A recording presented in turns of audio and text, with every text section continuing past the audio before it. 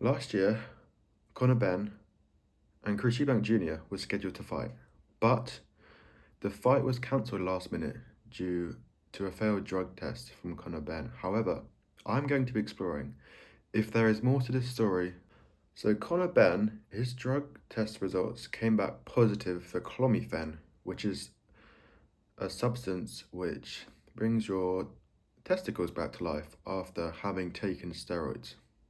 However, Benn's argument is that this clomiphene is also found naturally in eggs, which is where he is stating it came from. So it is uncertain as to whether or not he was taking illegal steroids or if he was just unlucky and he had just been eating eggs and this substance was found, as it was only minimal amounts that were found. So Benn's initial response was to deny. He truly believed he was innocent. He went on Piers Morgan's show. So why was there controversy in the build-up to this fight? The big controversy was surrounding Eubank Jr.'s weight. He had to cut 7 kg in about a month to prepare for this fight. A lot of big sports commentators were against this, saying it was dangerous. And most famously, his own father condemned the bout. So when you lose a lot of weight in the build-up to a fight, this is very dangerous as it drops your punch resistance, so you're more susceptible to, being dropped and, to long-term, to brain damage. Another reason Eubank Sr. was so against the fight was because he had recently lost his brother to dementia at 61, tragically, an early death. He believed that this death was down to the damage that his brother took in his own career as a boxer. He was a journeyman and he had to lose a lot of weight to fight whoever he could. So Eubank believed that this weight cutting was dangerous and can cause death. So what you've all been waiting for, what is the conspiracy? So recently, a few months ago, Eubank Sr. came out on a podcast with Steve Bunce, who writes at the BBC, saying he believed Benn was innocent. He stated that, when you're innocent, you prove it. It's the guilty people who hide.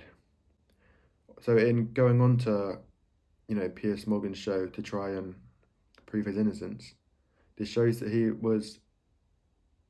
is in fact innocent because guilty people try and hide. The most interesting part is Chris Eubank Sr., who obviously previously had his own fighting career. He was world champion. He fought Nigel Benn, Benn's dad, in one of the biggest British boxing rivalries ever. And he also knows the dangers of boxing because he fought Michael Watson, who was put into a coma after their event and never boxed again. So he claimed that he spoke to the boss of boxing in order to get the bout cancelled.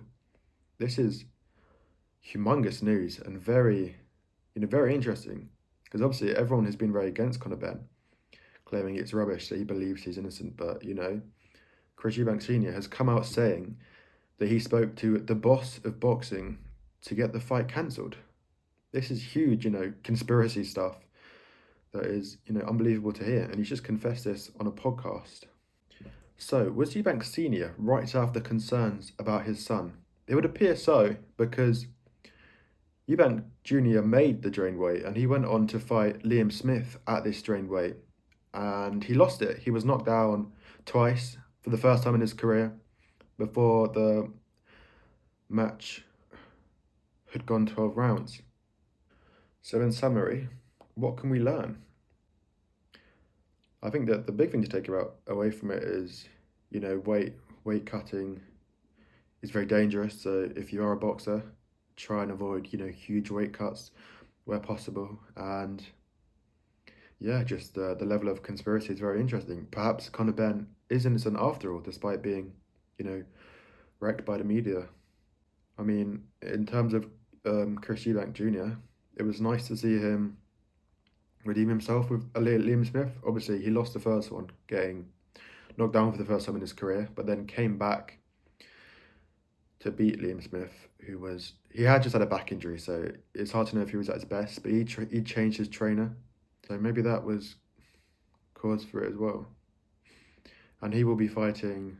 Well, it's rumored he's going to be fighting Kell Brook, who lost to Crawford and Errol Spence in his next fight. So we'll have to see if that comes at it. But yeah, thanks for watching. Goodbye.